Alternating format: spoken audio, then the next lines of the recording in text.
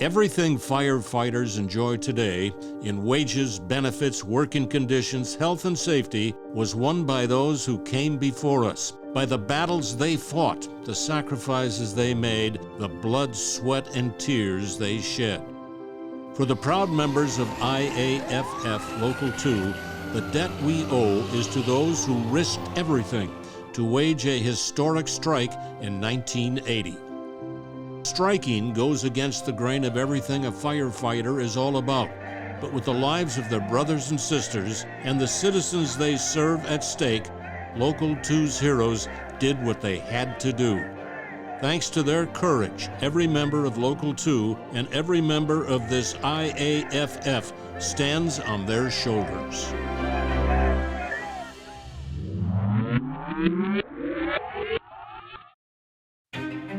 Founded in 1918, IAFF Local 2 members advocated for one another, improved their lives, and made Chicago safer.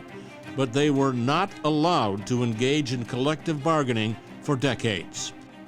From 1955 to 1976, Local 2 operated on handshake deals with legendary Mayor Richard J. Daley. He was usually fair-minded, but in October 1976, he told the Local 2 Executive Board, "Even though you never got a contract out of me, you better get one when I'm gone." 2 months later, Mayor Daley passed away, and Local 2 made good on his admonition, no more handshakes. But Daley's successor, Michael Balandic, tried to keep the handshake but resisted bargaining. In 1979, Balandic lost to Jane Byrne, who promised collective bargaining in exchange for the firefighters' support. At the time Byrne took office, fire stations were undermanned. Fire apparatus was old and unreliable.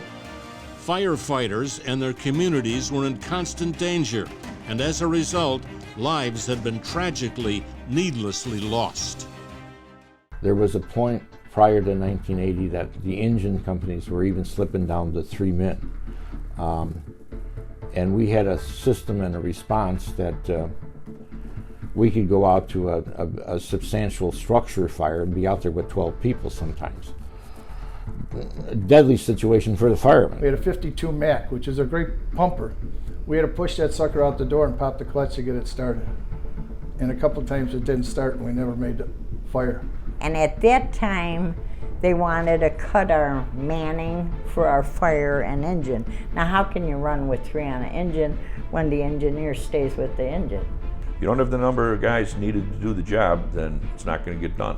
And people are going to die because life and death situation is not a figure of speech in our profession. It's reality every day.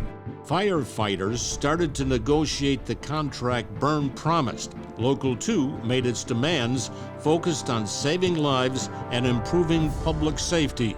But then Byrne broke her promise, and firefighters took action.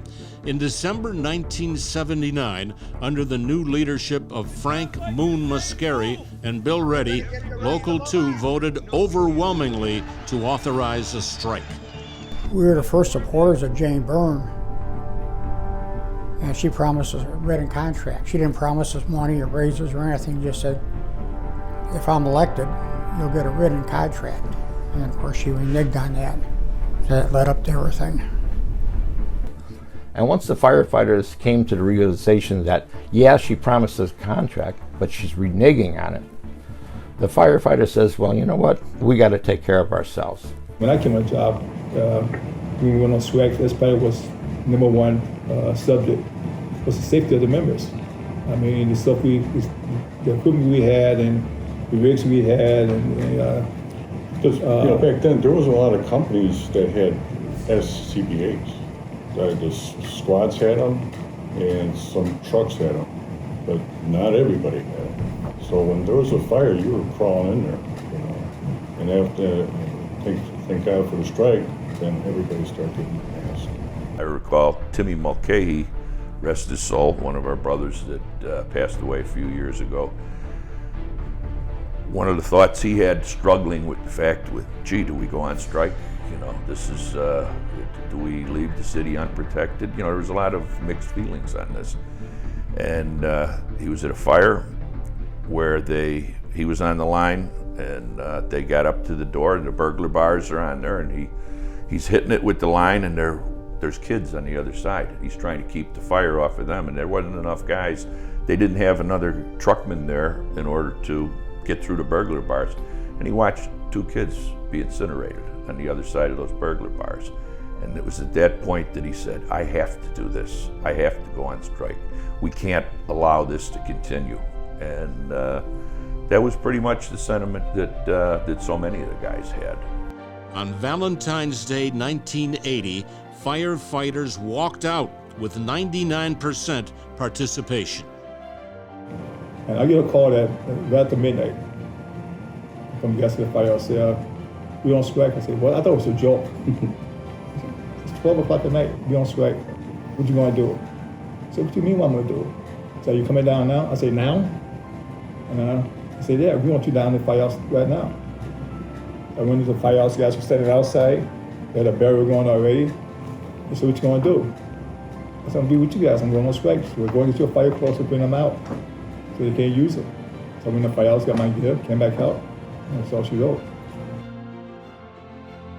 I got up, got my gear in my trunk, pulled up to the firehouse. It was so dead silent. All the strikers didn't say a word. They were just watching me. Put my gear down, and I said, I'm not crossing the picket line. I swear the Super Bowl was just won by the Chicago Bears. I was they cheering and yelling, they embraced me. They say, hey kid, you're doing the right thing, blah, blah, blah.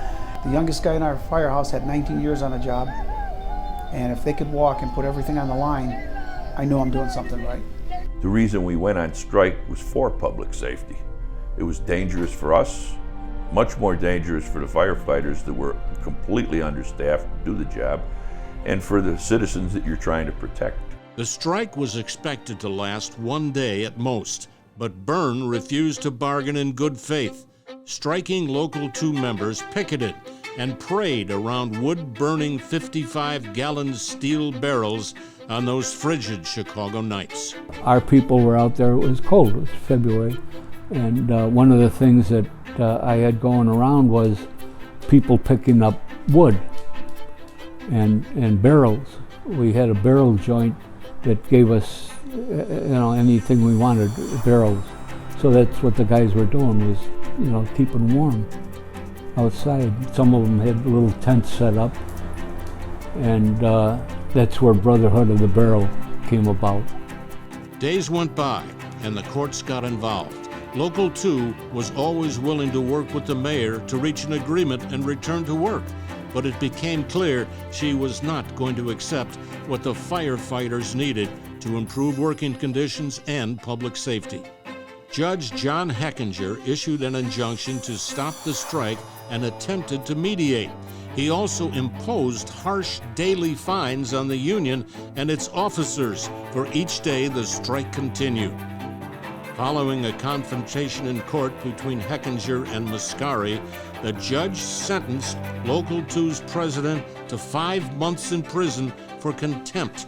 Feeling betrayed, Local 2 members returned to the picket lines. So we were in the Wild West conducting a strike where immediately we were dragged into court. Immediately the executive board was put under a $5,000 fine. They took our president, Lou Mascari, and placed him in jail. They were supposed to be, at that time, there was supposed to be a negotiation starting. And then they threw Frank in jail. Well, that was the dumbest thing they ever did. Again, they thought we were stupid. Then the news comes on at 10 o'clock, and the judge orders Frank to jail. That was it. Within 20 minutes, everybody was back on the street. Tensions heightened further as the city sent out notices firing the firefighters on strike. The administration and their attorneys thought of the firemen as a bunch of knuckle-dragging guerrillas that didn't have enough brains to come in out of the rain. And they were going to give us a big line of BS, and we were going to fall for it. And I wasn't married at the time, so I was young. And but when I was working with these older guys, 7, 8 kids at home, and they're on strike, and it's like, if they were gonna get fired or whatever, then I was gonna get fired, because I didn't want to even go back without these guys. The city was hiring scabs and claimed they were protecting the public, but many fire stations were empty. It quickly became clear that the scabs hadn't been trained and were a danger to safety. I was angry at some of the scabs that were in the firehouse, because they would come up and they'd flash their checks right on the window. Hey, look at our check, blah, blah, blah. And some of them were friends of mine before, and they'd cross the picket line. And I says, you know what? I said, if you had the courage, you'd be out here, not in there, collecting all this money, because you know what? There's no good to come of it. As I said, I've seen steelworker strikes. I know the aftermath. But you know what? The bigger picture was what we were gaining. We were gaining contract and protection for ourselves.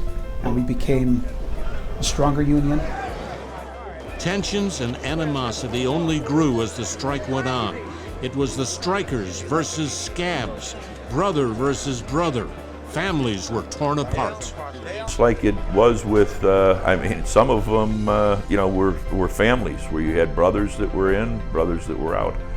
And it was, the same way with that. There were some friendships that ended, and it caused some real divisions. And it's a shame that it had to be that way, but that's the way it turned out. And when you're at war, which is what we were, when somebody's on the other side,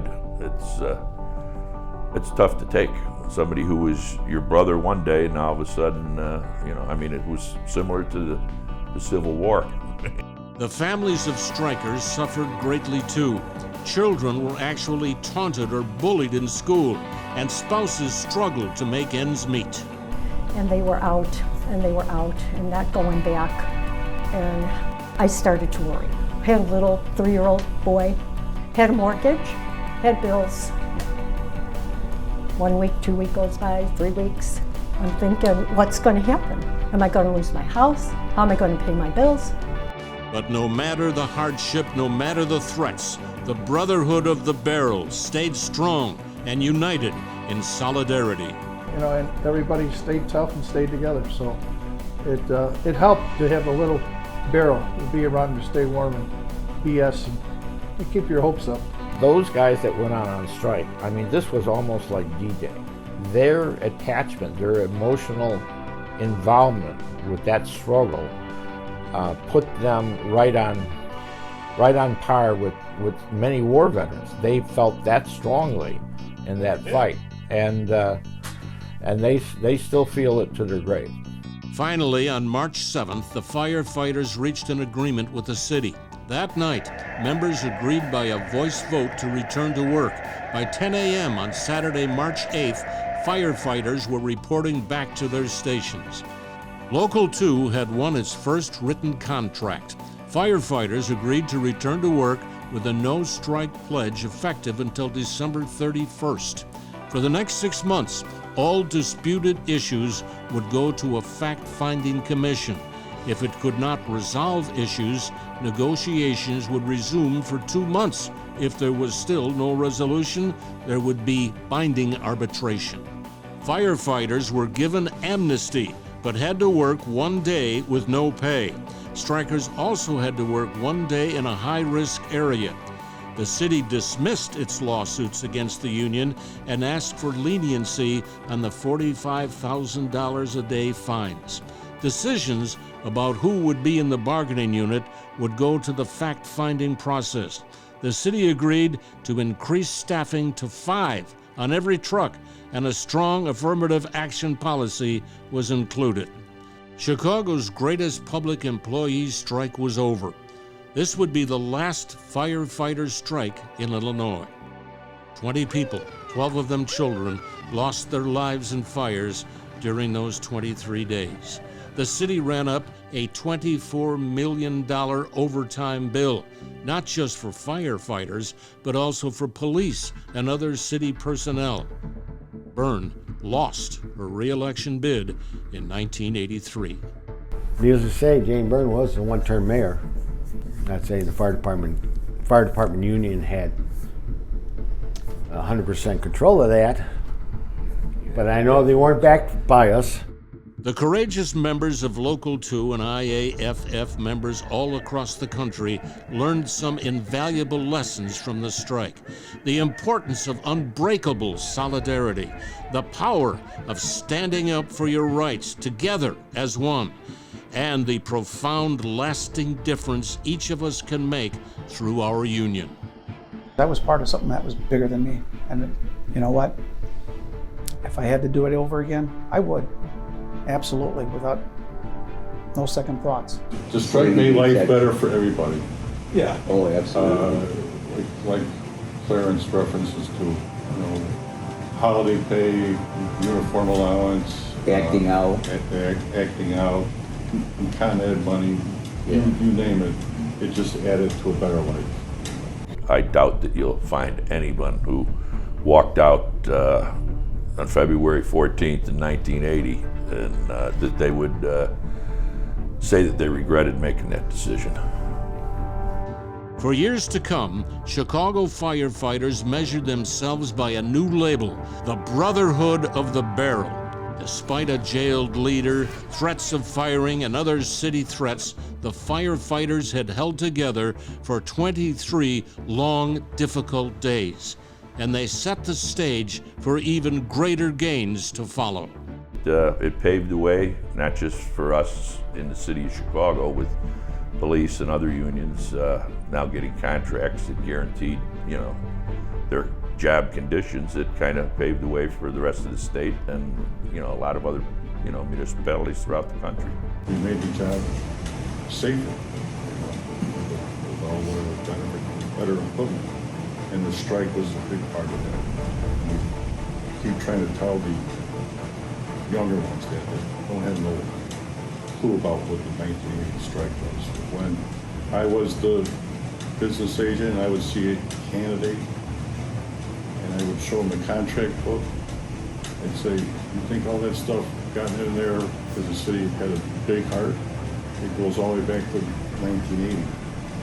That's how all those benefits started to get in there, and we've added more to make your life better and your wife and your kids. So just remember that. But once it got down to where they had to sit down and negotiate, things got better, and they kept getting better. You know, I think one of the biggest things that came out of it, you know, you can talk about overtime pay and different stuff, but the health and safety issues that came out of the strike, not immediately, but over time through negotiations. You know, when the unions start negotiating for that stuff, I think that was one of the most important things that came out of the fact that they could sit down and negotiate. We wanted five-man companies. And Jane Byrne, at the time, when she was running, she promised us we would have five-man companies. I mean, the monetary thing came later, but the number one thing I thought was the safety of the members. We helped unify a lot of companies across not only the Midwest, but across this nation, because they were looking to us, and we made history. We were really quite successful all through the 80s and 90s after the conflict was over with, in a very organized, peaceful way. The state did a great job of organizing that. They went out, I know these local fire departments came together and hung tough ever since, I believe. Fast forward to today. Thanks to the Brotherhood of the Barrel, Local 2 has bargained additional contracts since the end of that 1980 strike. Collective bargaining has led to major gains in staffing, equipment, safety, wages, benefits, grievance procedures, hours, and working conditions over the years and on into the future. As a result, Chicago firefighters today enjoy adequate staffing, improved personal protective equipment and fire apparatus, middle-class wages, and a secure retirement. To this day, Local 2 continues to protect and improve these benefits and working conditions. All in all, I hope that these kids that are now on the fire departments wherever enjoy what we help give them. Yeah, if I can talk to a candidate that's in the academy right now or future candidates, I would explain to them, you're entering the greatest job in the world because of the 1980 strike. Just knowing what those guys went through, what they risked, especially for their families. Overall, you know, what I have now is because of them. We got a lot of stuff out of the strike. And to the guys that are on the job now, they don't realize what we went on strike for, but they got a lot of benefits and stuff. Everything in that book was earned the hard way or was fought for by the strike, by subsequent executive boards. There was a lot of long days, longer nights in negotiations and compromises that were done to bring all those benefits and the security of the job to where it is today. And it needs to be protected, and it needs to be understood. Things are better, but you know, we're still working, and I see things going in the direction that they should. One of our big things right now is that these new guys on the job, they don't realize what they got was from 1980. They just don't realize that. Hey, this is a great job. Yeah, well, you know, you should have been around in the 70s and seen what we had then.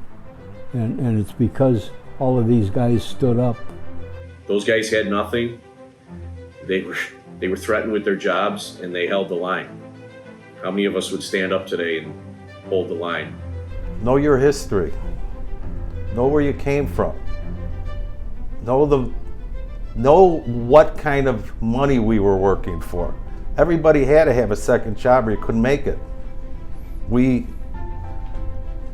have now a union that has provided our members with a great wage, protection that we never had before. And I would say to a young fireman, look at our history and make sure that nothing happens to the progress that we made over all of these years. This is the legacy of the Brotherhood of the Barrel, a legacy that shines as brightly as ever 41 years after their heroic victory. We are forever in their debt.